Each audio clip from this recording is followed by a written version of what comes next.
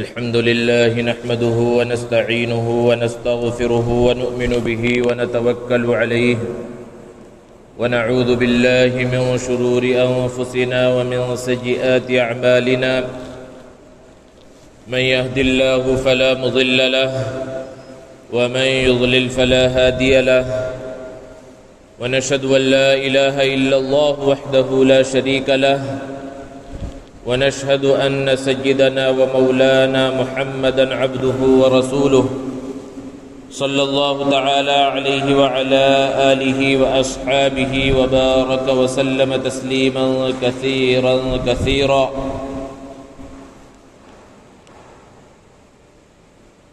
أما بعد فأعوذ بالله من الشيطان الرجيم. بسم الله الرحمن الرحيم. إن الله لا يظلم الناس شيئا ولكن الناس أنفسهم يظلمون. وقال النبي صلى الله عليه وسلم اتق دعوة المظلوم فإنه ليس بينها وبين الله حجاب أو كما قال عليه الصلاة والسلام. معزز سامعین کرام، بزرگوں اور دوستوں، معاشرے کے اندر اصلاح، فلاح اور کامیابی اس وقت نظر آتی ہے جب معاشرے میں عدل اور انصاف ہو، سب کو برابر کے حقوق مل رہے ہوں اور سب سکون اور اطمینان کے ساتھ زندگی گزار رہے ہوں. اس کے برخلاف اگر عدل و انصاف نہ ہو، لوگوں پر ظلم کیا جا رہا ہو، لوگوں کے حقوق دبائے جا رہے ہوں، تو پھر معاشرے کے اندر صلاح اور فلاح نظر نہیں آتی اور معاشرہ بے چینی کا شکار ہوتا ہے. ظلم کی حقیقت یہ ہے وضع الشیء فی غیر محلہ، کہ جس چیز کی جو جگہ ہے اس کے علاوہ جگہ پر اس چیز کو رکھنا، یہ ظلم کی حقیقت ہے. اور ظلم کے بہت سے درجات ہیں. ظلم کی 3 قسمیں علماء نے بیان فرمائی ہیں. سب سے پہلی قسم اللہ تبارک و تعالیٰ کے ساتھ ظلم ہے. اللہ کے ساتھ ظلم کا مطلب کیا ہے؟ اللہ کے ساتھ کسی کو شریک ٹھہرانا، اللہ کی ذات میں، صفات میں، عبادت میں کسی کو شریک ٹھہرانا، یہ بہت بڑا ظلم ہے. قرآن میں اللہ نے بیان فرمایا الذین آمنوا ولم یلبسوا ایمانہم بظلم اولئک لہم الامن وہم مہتدون، کہ وہ لوگ جو ایمان لائے اور انہوں نے اپنے ایمان کے ساتھ ظلم کو شامل نہیں کیا تو ان کے لیے امن و امان ہیں اور وہ دنیا کے اندر ہدایت یافتہ ہیں.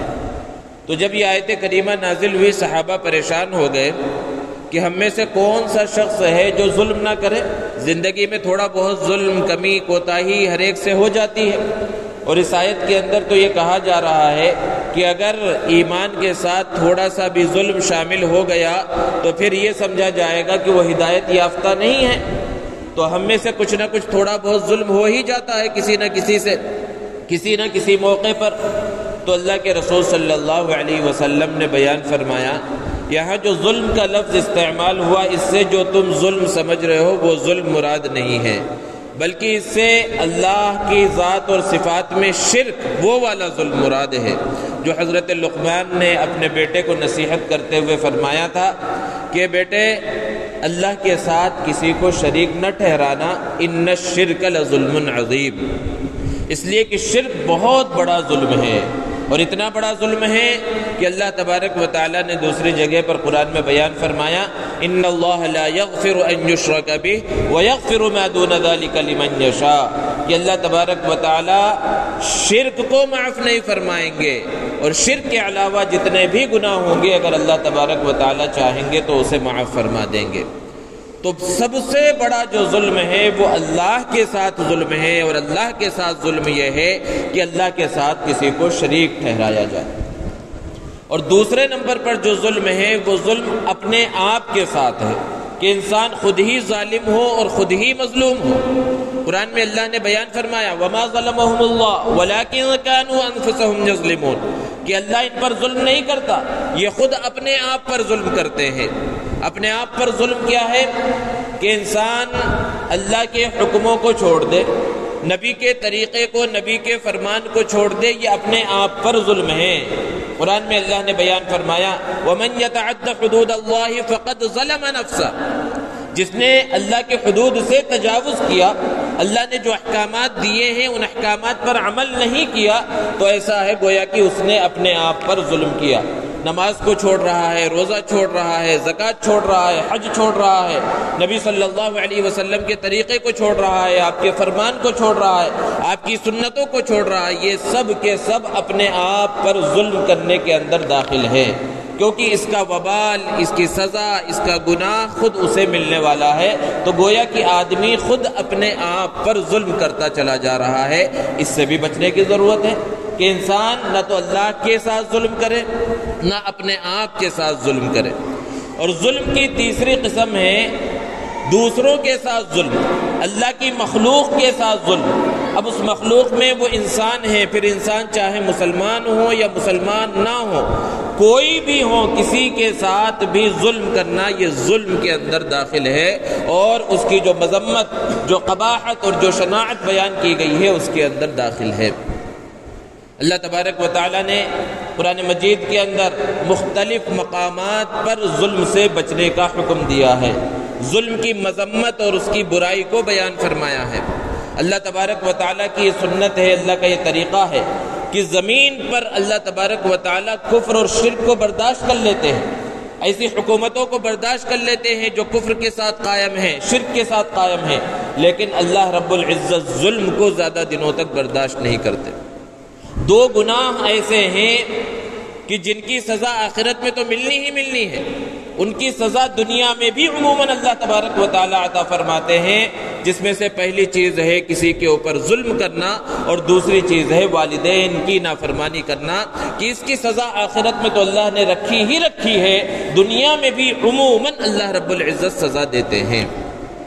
اور پھر آپ شروع سے لے کر آخر تک ظالموں کی تاریخ پڑھ لیجئے، ظالموں کے واقعات دیکھ لیجئے کہ انہوں نے اپنی حکومت کے واسطے، اپنے مقام و مرتبے کے واسطے لوگوں کے خون بہائے، لوگوں کے اوپر ظلم کیا، سب کچھ کیا، لیکن پھر ان کا انجام بہت برا ہوا۔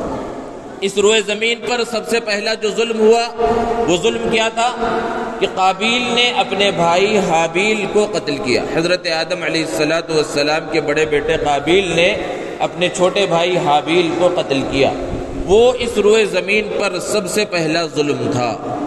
اب وہ پہلا قتل، پہلا ظلم جو ہوا تو قابیل کو جو قاتل تھا اس کو تو اس کی سزا ملی ہی، چونکہ اس نے قتل کی بنیاد ڈالی، ایک برے کام کو اس نے ایجاد کیا، تو قیامت تک جتنے قتل ہوتے رہیں گے قاتلوں کو عذاب ملتا رہے گا، گناہ ملتا رہے گا، لیکن ان سب کا گناہ قابیل جو سب سے پہلے قتل کرنے والا ہے اسے بھی ملے گا۔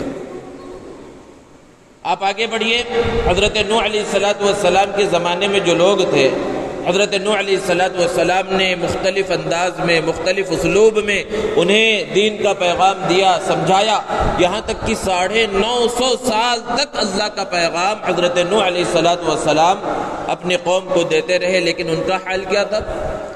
قرآن میں اللہ نے بیان فرمایا کہ وہ اپنے چہروں کے اوپر کپڑے ڈال لیا کرتے تھے، اپنے کانوں کے اندر انگلی ٹھوس لیا کرتے تھے کہ حضرت نوح کی بات نہ سننا پڑے۔ پھر جب 950 سال گزر گئے تو اللہ تبارک و تعالیٰ سے حضرت نوح علیہ السلام نے دعا فرمائی وَبِّ لَا تَذَرْ عَلَى الْأَرْضِ مِنَ الْكَافِرِينَ دَيَّارًا، کہ پروردگار ان میں سے کسی کو زندہ روئے زمین پر نہ چھوڑنا۔ پھر ان کا انجام کیا ہوا کہ اللہ تبارک و تعالیٰ نے ان سب کو تباہ و برباد کر دیا، ان کا نام و نشان مٹا دیا، ایسا طوفان، ایسا سیلاب آیا کہ سب اس کے اندر ڈوب کر ختم ہو گئے۔ نمرود اپنے آپ کو رب کہتا تھا، بادشاہ تو تھا ہی، پوری دنیا پر حکومت تھی، انا ربکم الاعلی کا نعرہ لگاتا تھا، اس کا یہ کہنا تھا یہ سب کچھ چیزیں میرے تابع ہیں، سب چیزوں کو میں چلا رہا ہوں۔ لیکن پھر اس کا انجام کیا ہوا؟ حضرت ابراہیم علیہ السلام پر بھی ظلم کیا۔ انجام کیا ہوا کہ ایک مچھر کی وجہ سے اتنا ذلیل ہوا، جو مچھر اس کے دماغ کے اندر داخل ہو گیا کہ وہ لوگ جن پر وہ حکومت کرتا تھا وہ اس کے دماغ پر، اس کے سر کے اوپر پتھر برسایا کرتے تھے، جوتے برسایا کرتے تھے، تب اسے اطمینان ملتا تھا، سکون ملتا تھا۔ اتنی ذلت اللہ تبارک و تعالیٰ نے اسے عطا فرمائی۔ فرعون کی حالت کو دیکھ لیجئے، وہ بھی انا ربکم الاعلی کا نعرہ لگاتا تھا کہ میں سب سے بڑا رب ہوں۔ اللہ نے اس کا کیا انجام کیا کہ اسے تباہ و برباد کر دیا، بچوں کو قتل کرتا تھا، عورتوں کے اوپر ظلم کرتا تھا، بنی اسرائیل پر ظلم کرتا تھا، تو اللہ رب العزت نے اسے پانی کے اندر ڈبا دیا۔ لیکن قرآن میں اللہ نے بیان فرمایا فَالْيَوْمَ نُنَجِّيكَ بِبَدَنِكَ کہ اللہ نے اسے تباہ و برباد تو کر دیا، لیکن دنیا کو بتلانے کے واسطے، عبرت کے واسطے اللہ رب العزت نے اس کی لاش کو محفوظ رکھا۔ اللہ نے فرمایا کہ تیرے جسم کو ہم محفوظ رکھیں گے، اور اس کا جسم آج بھی مصر کے عجائب خانے میں میوزیم کے اندر موجود ہے۔ وہ دنیا کو ایک سبق دے رہا ہے کہ یہ شخص اپنے آپ کو کتنا بڑا سمجھا کرتا تھا، اپنے آپ کو حاکم سمجھتا تھا، حاکم اعلیٰ سمجھتا تھا، لیکن اس کا انجام کیا ہوا؟ تباہی اور بربادی ہوئی۔ حضور اکرم صلی اللہ علیہ وسلم کے اوپر سورہ ہود نازل ہوئی۔ آپ صلی اللہ علیہ وسلم کو صحابہ کرام رضوان اللہ تعالی علیہ مجمعین نے ایک مرتبہ دیکھا کہ داڑھی کے کچھ بال سفید ہو رہے ہیں، تو آپ صلی اللہ علیہ وسلم سے صحابہ نے کہا اللہ کے رسول آپ پر تو بڑھاپا طاری ہو رہا ہے۔ تو حضور اکرم صلی اللہ علیہ وسلم نے ارشاد فرمایا کہ مجھے سورہ ہود اور اس جیسی صورتوں نے بوڑھا کر دیا۔ اس کا مطلب کیا تھا کہ ان صورتوں میں اللہ تبارک و تعالیٰ نے گزشتہ قوموں کے حالات، ان کے واقعات، اور پھر انہوں نے کیسا کیسا لوگوں کے اوپر ظلم کیا اور نبیوں کے ساتھ انہوں نے کیسا برتاؤ کیا، اللہ نے اس کو بیان فرمایا ہے، اور پھر اس کے بعد ان سب کی ہلاکت اور تباہی کا تذکرہ فرمایا ہے کہ اگر ایک انسان غور کر کے سورہ ہود کو پڑھے اور ان واقعات پر غور کرے کہ کن گناہوں کی وجہ سے، کن خرابیوں کی وجہ سے ان کو تباہ و برباد کر دیا گیا، تو بہت سارے گناہ، بہت ساری خرابیاں آج کے زمانے میں بھی پائی جاتی ہیں، انسان کے رونگٹے کھڑے ہو جائیں۔ حضرت لوط علیہ السلام کی قوم ہے، حضرت صالح علیہ السلام کی قوم ہے، حضرت ہود علیہ السلام کی قوم ہے، حضرت موسیٰ علیہ السلام کی قوم ہے، حضرت شعیب علیہ السلام کی قوم ہے۔ ان سب کی واقعات اور پھر ان سب کی تباہی کا اللہ تبارک و تعالیٰ نے تذکرہ فرمایا، اور آخر میں ارشاد فرمایا وَكَذَلِكَ أَخْذُ رَبِّكَ إِذَا أَخَذَ الْقُرَى وَهِيَ ظَالِمَةٌ کہ تمہارے رب کی پکڑ ایسی ہی ہوتی ہے جب وہ بستی والوں کو پکڑتا ہے، إِنَّ أَخْذَهُ عَلِيمٌ شَدِيدٌ بے شک تمہارے رب کا پکڑنا، اللہ کا جو عذاب ہے یہ بڑا سخت عذاب ہے۔ إِنَّ بَطْشَ رَبِّكَ لَشَدِيدٌ تمہارے رب کی پکڑ بڑی سخت ہے۔ اللہ رب العزت نے بیان فرمایا وَأُمْلِي لَهُمْ کہ بہت سی مرتبہ میں ظالموں کو، کافروں کو مہلت دیتا ہوں۔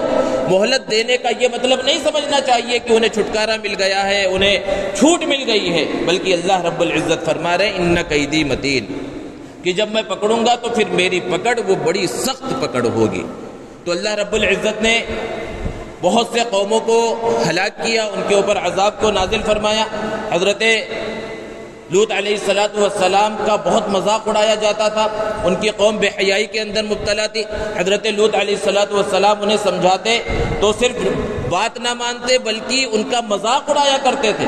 لوگوں کے سامنے کچھ مہمان آتے اور دوسرے علاقے کے لوگ آتے تو ان کے سامنے مذاق اڑایا کرتے تھے، بلکہ بعض روایتوں کے اندر ہے کہ حضرت لوط علیہ السلام موجود ہوتے تو مذاق اڑانے کے واسطے تیز سے ریح خارج کرتے اور پھر قہقہے لگایا کرتے تھے حضرت لوط علیہ السلام کے سامنے۔ تو نبی کے ساتھ مذاق ہو رہا ہے، اللہ رب العزت نے کیسی پکڑ فرمائی کہ پوری بستی کو تباہ و برباد کر دیا۔ حضرت جبرائیل علیہ السلام نے پوری بستی کو آسمان تک اٹھایا اور نیچے پٹخ دیا، اور سب کے سب تباہ و برباد ہو گئے۔ حضرت شعیب علیہ السلام کی قوم جس وجہ سے انہیں عذاب میں مبتلا کیا گیا، بہت سارے گناہوں میں مبتلا تھے۔ ایک گناہ ان کا یہ تھا کہ ناپ تول میں کمی کیا کرتے تھے۔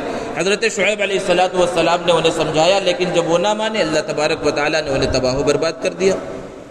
آگے چلیے حضور اکرم صلی اللہ علیہ وسلم کے زمانے میں دیکھیے کہ 13 سال تک مکہ المکرمہ میں اللہ کے رسول صلی اللہ علیہ وسلم پر اور صحابہ کرام پر ظلم کے پہاڑ توڑے جا رہے ہیں، لیکن پھر ان ظالموں کا انجام کیا ہوا کہ جو ایمان نہ لائے کس طرح وہ ذلیل و خوار ہوئے۔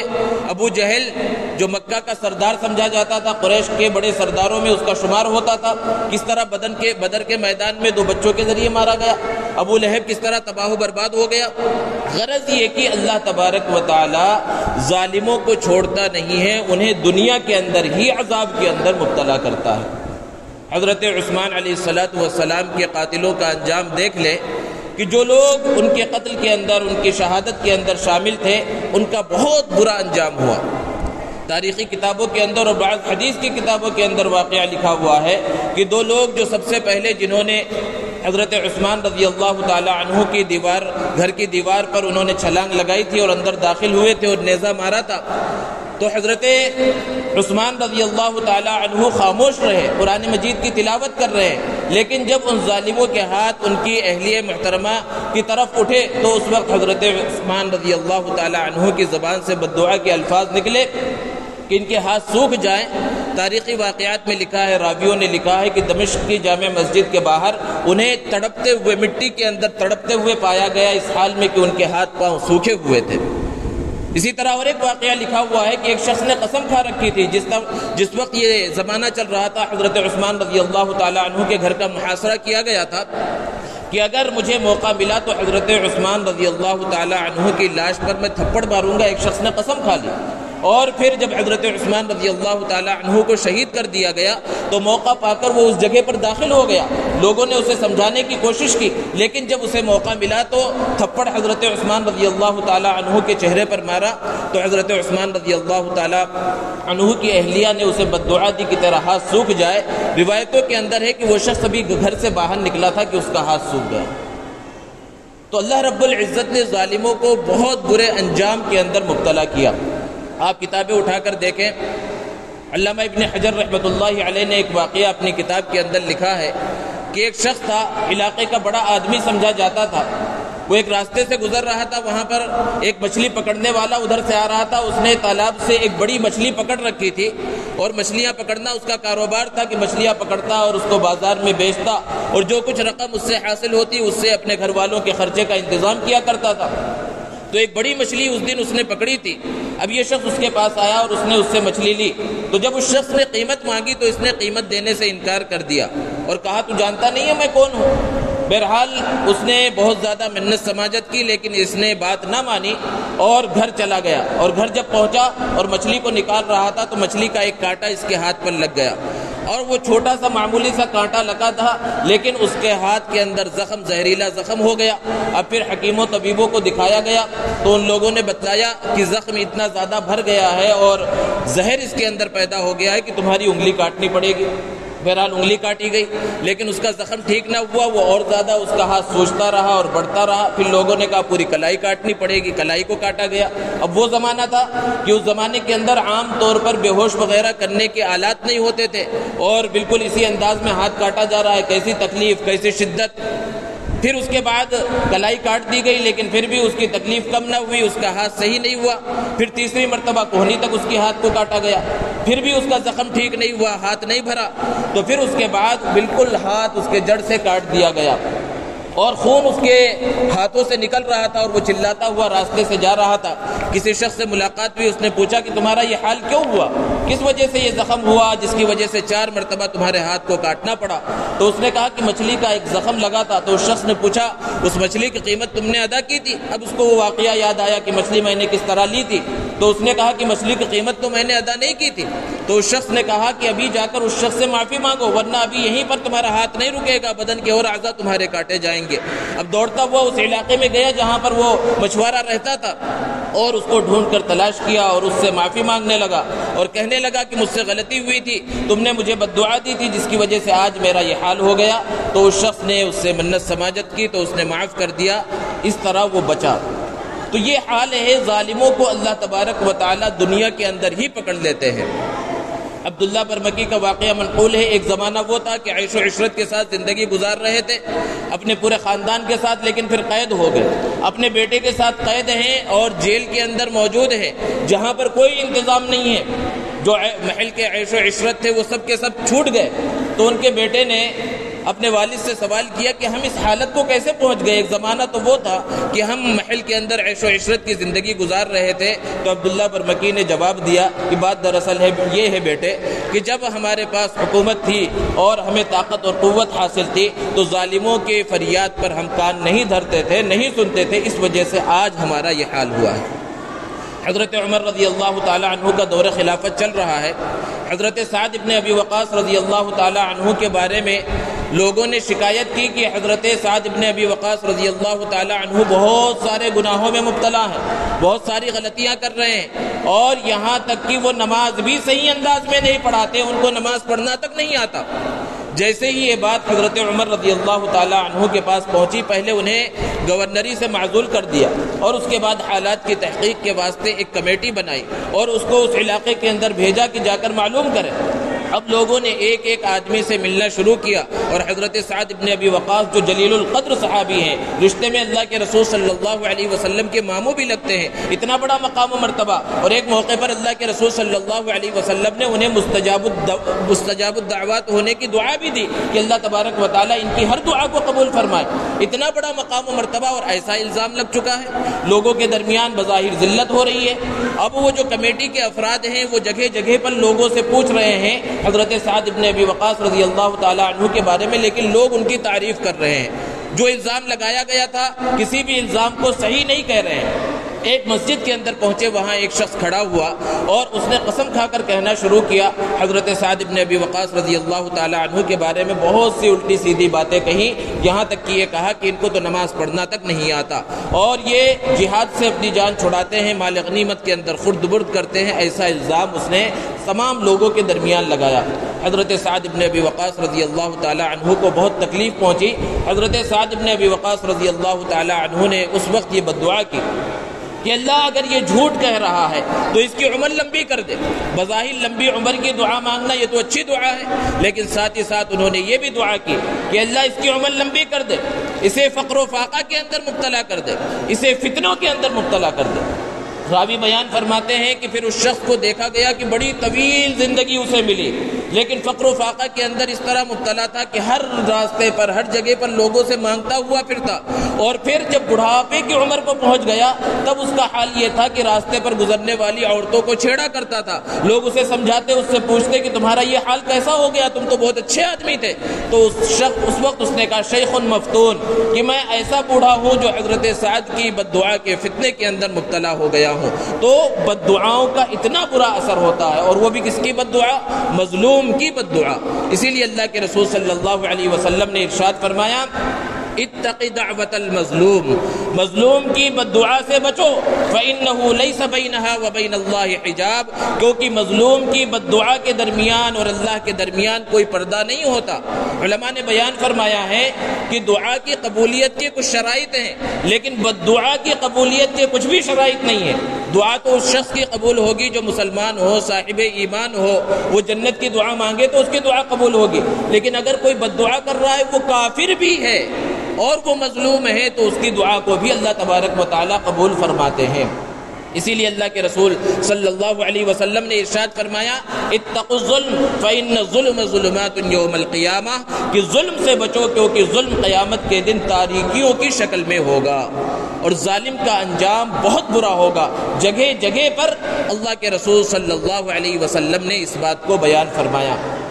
ایک طرف یہ حالات ہیں، یہ احادیث ہیں، قرآن کی آیات ہیں اور بہت سارے واقعات ہیں جو ہمارے سامنے ہیں۔ دوسری طرف ہم اپنے معاشرے کا جائزہ لیں، اپنا جائزہ لیں کہ ہم کس طرح ظلم کے اندر مبتلا ہیں۔ خود بہت سی جگہوں پر ہم ظالم ہیں اور بہت سی جگہوں پر مظلوم ہیں۔ ظلم کے دائرے کو بھی ہم محدود سمجھتے ہیں۔ ظلم کی بہت ساری صورتیں ہیں، لوگوں پر ظلم کرنے کی بہت ساری صورتیں ہیں۔ اللہ کے رسول صلی اللہ علیہ وسلم نے ارشاد فرمایا کہ کسی نے کسی شخص کی ایک بالش زمین بھی اگر ہڑپ لی، اس کی قیمت دیے بغیر اس پر قبضہ کر لیا، تو قیامت کے دن 7 زمینوں کا طوق اس کی گردن کے اندر ڈالا جائے گا۔ آج ہم اپنے معاشرے کا جائزہ لے لیں کہ یہ برائی، یہ خرابی کتنی زیادہ پھیل گئی ہے۔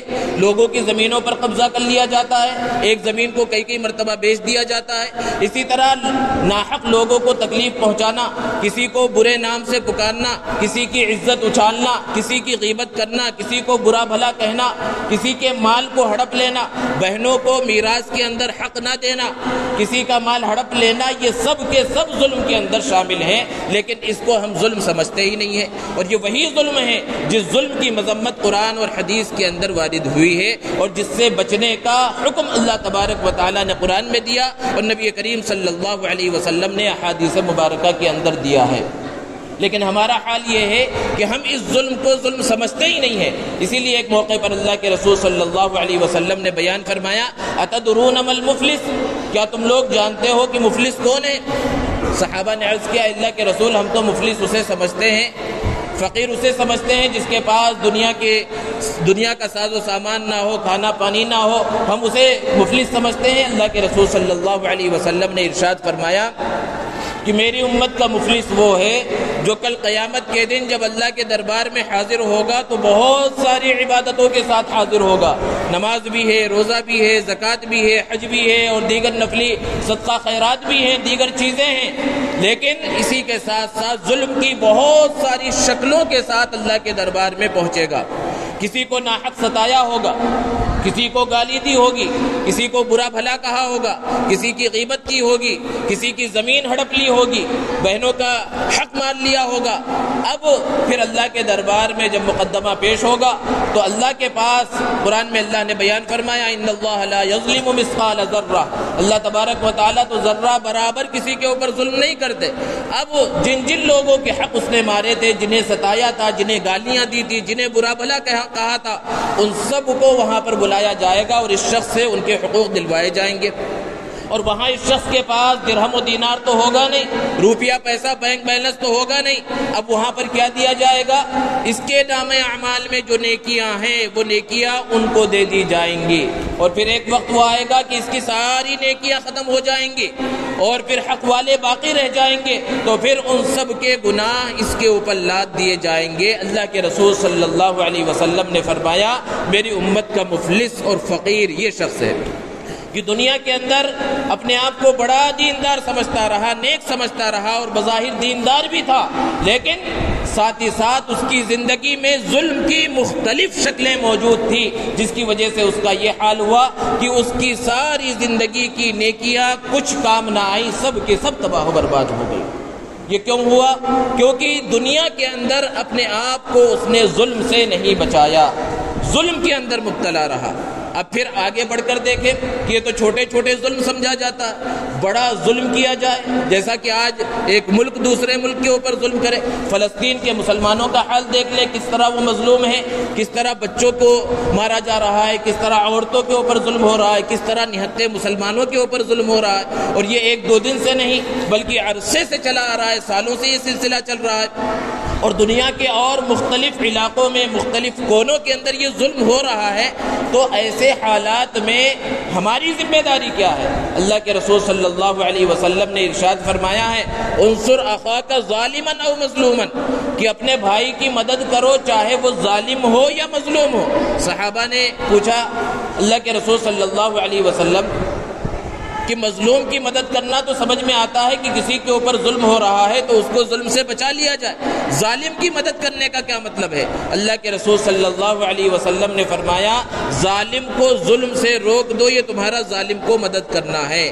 تو اگر کہیں پر ظلم ہو رہا ہے، چاہے وہ ہمارے محلے میں کسی کے اوپر ظلم ہو رہا ہے، یا علاقے کے اندر ہو رہا ہے، یا ملک کے اندر ہو رہا ہے، یا دنیا کے کسی کونے اور خطے کے اندر ہو رہا ہے، تو ہر فرد کی، ہر مسلمان کی یہ ذمہ داری ہے کہ وہ ظلم کو روکنے کی کوشش کرے، اور اس کے لیے جو ذریعے ہو سکتے ہیں وہ ذرائع اختیار کریں، اور کچھ نہیں کر سکتے تو کم سے کم دعا کریں، اور مظلوموں کی بد دعا سے اپنے آپ کو بچانے کی کوشش اور فکر کریں، کیونکہ اللہ تبارک و تعالیٰ نے حدیث قدسی میں بیان فرمایا ہے، انی حرمت الظلم علی نفسی، کہ میں نے اپنے آپ پر ظلم کو حرام قرار دے دیا ہے، یعنی میں کسی پر ظلم نہیں کروں گا، لہذا فلا تظالموا، تم بھی ایک دوسرے کے اوپر ظلم نہ کرو، کیونکہ ظلم اللہ رب العزت کو پسند نہیں ہے، اللہ تبارک و تعالی ظالموں کو پسند نہیں فرماتا۔ اللہ تبارک و تعالی سے دعا ہے اللہ تبارک و تعالی ظلم اور اس کی جتنی شکلیں ہیں ان سب سے ہم سب کی حفاظت فرمائے اور مظلومین کی مدد فرمائے۔ وآخر دعوانا ان الحمد للہ رب العالمین۔